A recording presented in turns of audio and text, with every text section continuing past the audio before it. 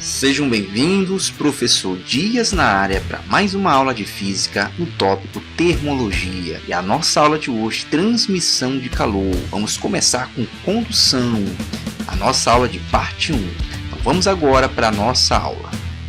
Então vamos iniciar com tipos de transmissão de calor, que é devido a uma diferença de temperatura entre corpos. Então, para que exista essa transmissão, ou também chamada propagação, nós temos que ter corpos com temperaturas diferentes. Então, vamos ver as modalidades de transmissão. Nós temos a primeira, que é a condução. Quando é que ocorre a condução? Quando é de molécula para molécula, ou átomo para átomo. Então, o calor vai passando entre as moléculas e entre os átomos. Tudo bem? A segunda forma de propagação é quando ocorre entre fluidos, líquidos ou gases. É a única propagação ou transmissão que ocorre com o transporte de matéria. E a nossa terceira é a irradiação através de ondas eletromagnéticas. E é a única que pode ocorrer no vácuo. Então, vamos aqui compreender, nós temos três formas de propagação do calor. Vamos agora começar a condução térmica. Então, vamos iniciar a condução térmica. Professor, então é quando o calor ele é transmitido diretamente entre as partículas, ou seja, entre átomo e átomo, molécula e molécula ou íons. Então é um material que faz com que essa transmissão ocorra. Vamos ver aqui na nossa observação. Temos aqui uma chama e uma barra sendo aquecida.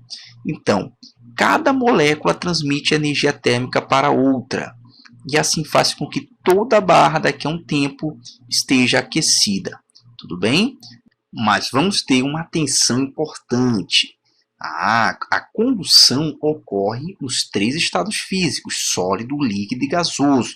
Mas nós percebemos melhor a condução, a facilidade nos sólidos. Tá bom? Então é importante esse detalhe em relação à condução. Agora, o segundo ponto importante é que a condução não ocorre no vácuo.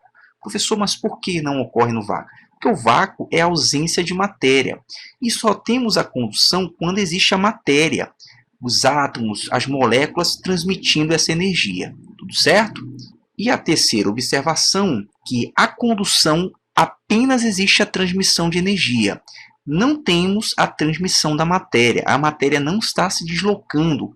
É apenas a molécula que transmite energia, ou átomo, ou íons que transmite energia para outro. Tudo bem? Então, aí, três observações importantes. Então, vamos compreender a lei do fluxo de calor, conhecida também como lei de Fourier.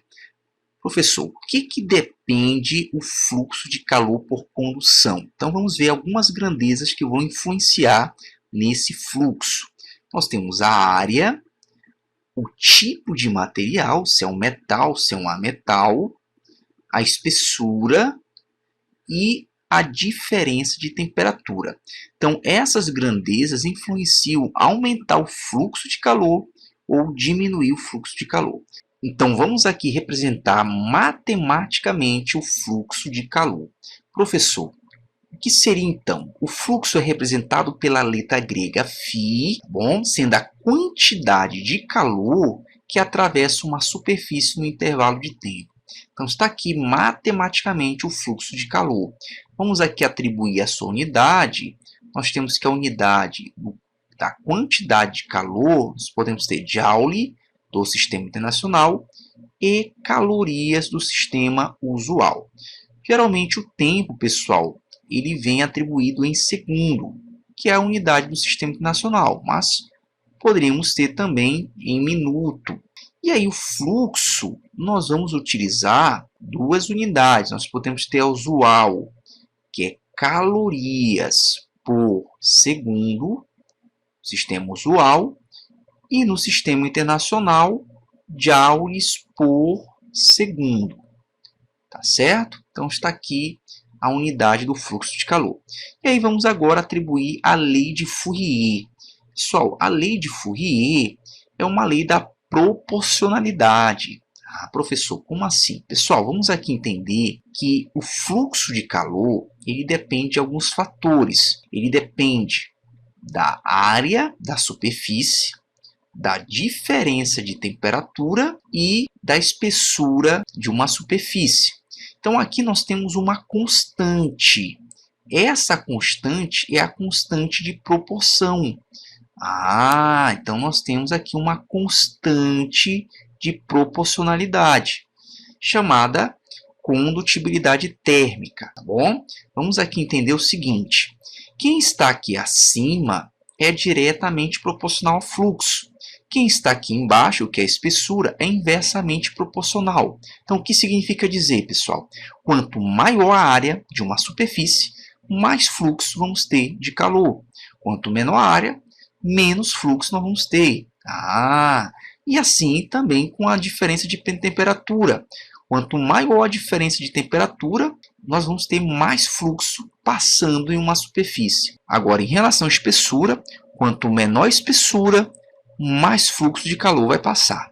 Agora, o contrário, quanto maior a espessura, menor o fluxo de calor. Vamos aqui representar na imagem. Então, nós temos aqui uma superfície, uma parede, e aí nós vamos ter aqui o calor atravessando essa parede, e aqui seria a área, pessoal, ó, tamanho dessa superfície aqui. E aí nós temos que, de um lado, nós temos uma temperatura 2, do outro lado, uma temperatura 1. Então, existe uma diferença de temperatura. Então, lembrando que quanto maior essa área, mais fluxo. Quanto maior essa diferença de temperatura, maior o fluxo de calor. E nós temos aqui a espessura, que é inversamente proporcional com o fluxo. E aqui está representado o fluxo, representado pela letra grega φ, tá certo? Então, a lei de Fourier vem nos mostrar que algumas grandezas influenciam no fluxo de calor, e quais são diretamente proporcionais e quais são inversamente proporcionais. Então, vamos agora aqui para o exemplo. Quantas calorias, vamos destacar, então ele está pedindo a quantidade de calor, são aproximadamente transmitidas por 1 metro quadrado. Então aqui nós temos a área de um cobertor de 2,5 centímetros de espessura. Professor, então aqui nós temos que durante 1 hora, o tempo que ele destaca, estando a pele a 33 graus Celsius e o ambiente a 0 graus Celsius. O coeficiente de condutibilidade térmica do cobertor é de 0,00008 calorias/segundo vezes centímetro vezes grau Celsius. Então, vamos destacar aqui a unidade do coeficiente, pois ele vai nos ter como base a unidade das outras. Vamos destacar, ele pede a quantidade de calor que está atravessando o cobertor. Professor, ele quer em caloria, tudo bem? E aí, o que nos foi fornecido em relação a isso? Então, primeiramente, a área da superfície é 1 metro quadrado. Então, vamos botar aqui 1 metro quadrado. E a espessura da superfície, o Ezinho, é 2,5 centímetros. E o tempo que está ocorrendo esse fluxo, ΔT, é de 1 hora. Então, estando a pele a 33 e o ambiente a 0 graus. Então, vamos fazer aqui a variação de temperatura. Então, nós temos aqui 33 menos 0. Tá bom, pessoal? Então, a diferença será 33 graus Celsius. E aí, por fim, o coeficiente de condutibilidade térmica. Então, é o K, é a constante, que ele forneceu 0,00008, vamos atentar para a unidade, caloria/segundo centímetro vezes grau Celsius. Então, o que nós temos que observar? Que o coeficiente é a constante, a unidade desse coeficiente vai fazer com que nós possamos mudar a unidade de outras. Então, por exemplo, a quantidade de calor já está em caloria, aqui está em caloria, tudo bem. Só que aqui nós temos área em metro quadrado e aqui o coeficiente está em centímetro. Então, nós temos que passar de metro quadrado para centímetro quadrado. Ah, professor, exatamente. Nós sabemos que 1 metro quadrado é como se nós trocássemos de metro para centímetro. De metro para centímetro, nós temos 10 ao quadrado centímetro. Mas nós temos que tomar um cuidado, que isso aqui está elevado ao quadrado. Ó. Então, 1 metro é 10 ao quadrado, 100 centímetros. Aí, multiplica aqui 2 vezes 2 e 1 vezes 2. Então, nós vamos ter 1, 10 na quarta, centímetro quadrado. Tá bom?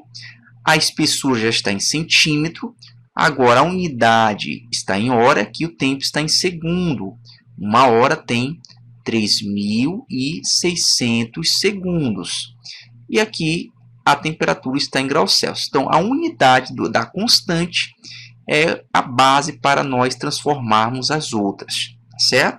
Então, qual é a expressão que nós vamos utilizar para encontrar a quantidade de calor?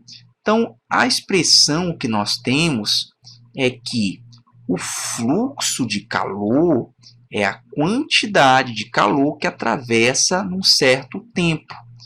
Então, para nós encontrarmos a quantidade de calor, nós vamos pegar o fluxo e multiplicar com o tempo. Então, primeiramente, nós vamos ter que encontrar o tempo. Nós já temos aqui 3.600 segundos. Então, primeiramente, nós vamos ter que encontrar o fluxo de calor. Professor, então está aqui a expressão que nós vamos utilizar para encontrar a quantidade de calor.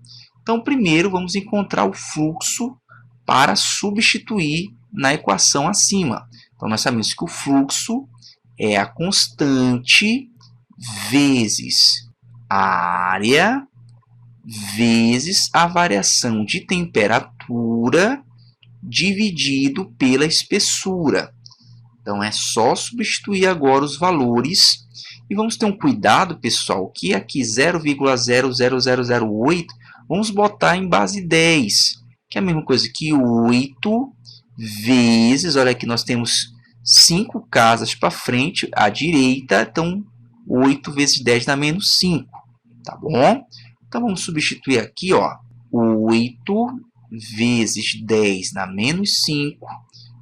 A área, nós temos aqui, ó, 10 na quarta, vezes a variação de temperatura, que é 33. Isso tudo dividido para a espessura, que é 2,5. Então, vamos aqui por parte, pessoal. Então, 8 vezes 33, primeiramente, tá bom? Nós vamos ter 264. Agora, vamos unir as bases 10. 10 na menos 5 com 10 na quarta dá 10 na menos 1. Professor, e aqui dividido por 2,5. Então, vamos aqui, pessoal, dividir 264 por 2,5. Nós vamos ter 105,6. 10 na menos 1. E aí, vamos tirar esse 10 na menos 1. Pessoal, se nós temos aqui 10 na menos 1, é como se passasse para baixo dividindo. Então, volta uma casa. Então, o fluxo de calor que nós vamos ter, então, vamos ter aqui o fluxo 10,56, aqui está, calorias por segundo. Tá bom? Então, aqui está o fluxo de calor. Ah, professor. E aí nós vamos substituir esse fluxo ali na primeira expressão, para encontrar agora a quantidade de calor. Então, vamos aqui substituir. A quantidade de calor será 10,56 vezes 3.600. Então, nós vamos ter a quantidade de calor. Só vamos tirar esses dois zeros aqui e vamos tirar as duas vírgulas. Então, vai ficar 1.056 vezes 36. E o resultado será 38.016 calorias.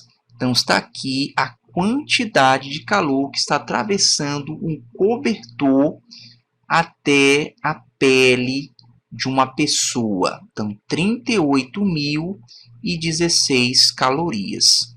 Então, está aqui a aplicação da lei de Fourier com a expressão do fluxo de calor. Então, vamos ter uma atenção agora em relação aos bons condutores e maus condutores.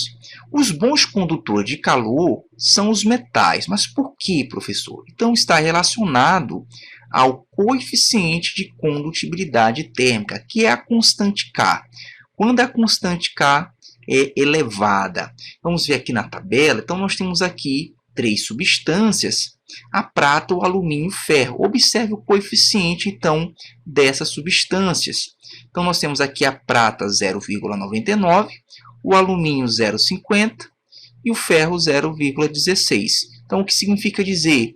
Que a prata conduz melhor calor do que o alumínio e o ferro. Tá bom? Então, o coeficiente de condutibilidade está relacionado a se a substância é boa condutora ou má condutora. E os maus condutores de calor são chamados bons isolantes térmicos, relacionados também com o coeficiente de condutibilidade térmica, que é a constante K, que nesse caso é baixo. Professor, vamos ver a tabela? Então, nós temos algumas substâncias: a água, o ar seco e a lã. Só cada substância tem seu coeficiente, é uma constante da substância. E nós observamos que a água tem um coeficiente 0,0014 e o ar seco e a lã têm um coeficiente menor que a água. Então, significa dizer, pessoal, que essas substâncias têm pouca condução de calor, tem uma dificuldade a mais para a transmissão do calor por condução, tá certo? E aí nós temos como exemplos de isolantes térmicos, ou chamados maus condutores, o vácuo, o ar seco, madeira, vidro, isopor, plásticos, papel, gelo, roupas, no caso aqui também muito utilizado a lã, e entre outros exemplos. E aqui está a representação desses exemplos. Nós temos aqui, primeiramente, a ave com as penas eriçadas. Significa dizer o quê, professor? Que o ar fica entre as penas e é um bom isolante quando ela está com frio, tá bom? Dificultando a perda de calor da ave. Agora, nosso segundo exemplo, nós temos aqui o isopor, que é um isolante também, um mau condutor de calor, utilizado para manter a temperatura do recipiente interno, tá certo? E nós temos aqui os iglus, a moradia dos esquimós, mantendo o calor desse povo concentrado dentro aqui do gelo. O gelo é um mau condutor de calor, pessoal. Vamos aqui para o próximo exemplo. Nós temos um caso aqui triste, que é o caso, pessoal, dos mendigos. Mas aqui nós temos uma observação importante, é que ele está aqui deitado sobre um papelão. O papel é um bom isolante, então dificulta a passagem do calor para o ambiente. Observe que ele está com um cobertor. Esse cobertor também é para dificultar a passagem do calor do corpo para o ambiente. Então, é muito comum falar que o cobertor esquenta. Na verdade, o cobertor não esquenta. Ele retém o calor para que você possa manter aquecido, tá bom?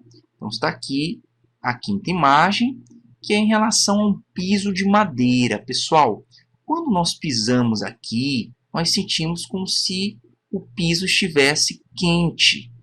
Diferentemente, quando pisamos numa cerâmica, parece que ela está fria. Mas, na verdade, pessoal, é porque a transmissão de calor na madeira é com mais dificuldade. Já na cerâmica, é muito mais rápido. Então, o coeficiente de condutibilidade da madeira é menor do que da cerâmica. Por isso que são sensações diferentes, tá certo? Também nós temos esse exemplo da maçaneta.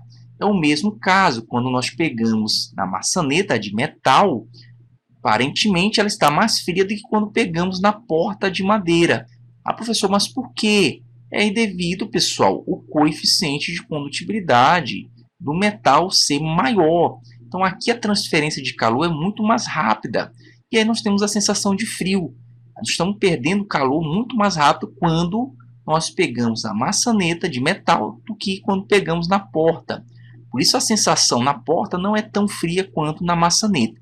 Então essa rapidez de transferência de calor é que nos dá a sensação diferente ao pisarmos em pisos aqui como madeira e cerâmica e ao pegarmos em maçanetas aqui metálicas e pegarmos também na porta de madeira. E o último exemplo, pessoal, é o povo que mora no deserto. Ah, professor, mas como é que pode utilizar essa roupa no deserto? É quente. Justamente, pessoal, para que não receba o calor vindo do sol, mantenha isolado internamente e não aumente a sua temperatura. Vamos agora para o exemplo. Enem 2017. É muito comum encostarmos a mão na maçaneta de uma porta e termos a sensação de que ela está mais fria que o ambiente. Um fato semelhante pode ser observado se colocarmos uma faca metálica com um cabo de madeira dentro de um refrigerador. Após longo tempo, ao encostarmos uma das mãos na parte metálica, a outra na parte de madeira, sentimos a parte metálica mais fria. Fisicamente, a sensação térmica mencionada é explicada da seguinte forma. Pessoal, então nós sabemos que aqui está relacionado com a constante K, que é a condutibilidade térmica. Quem tem mais constante, a condução será melhor. Então, o fluxo de calor será maior. Ah, professor, quem tiver uma constante menor, o que vai acontecer? O fluxo de calor será menor. Então, é um mau condutor e um bom condutor, tá certo? Nesse caso, a questão está relacionada com a constante. Então, nesse caso, o metal tem mais condutibilidade do que a madeira, que é o segundo caso. Ah, professor, então, por isso as sensações diferentes, tá bom? Então, vamos ver a letra A. A madeira é um bom fornecedor de calor. Não é questão da madeira fornecer calor. Madeira não fornece calor. Letra B. O metal absorve mais temperatura que a madeira. Pessoal, ninguém aqui absorve temperatura, tá bom? Letra C. O fluxo de calor é maior do que no metal do que na madeira. Sim. Então, a alternativa certa, letra C. Vamos ver as outras. Letra D. A madeira retém mais calor que o metal. Pessoal, madeira não retém calor. E letra E. O metal retém mais frio. Pessoal, ninguém retém frio. Então, uma questão que fala sobre a questão do fluxo de calor que está relacionado com o coeficiente de condutibilidade térmica. Espero que você tenha compreendido esta aula. Te vejo na próxima aula. Um forte abraço.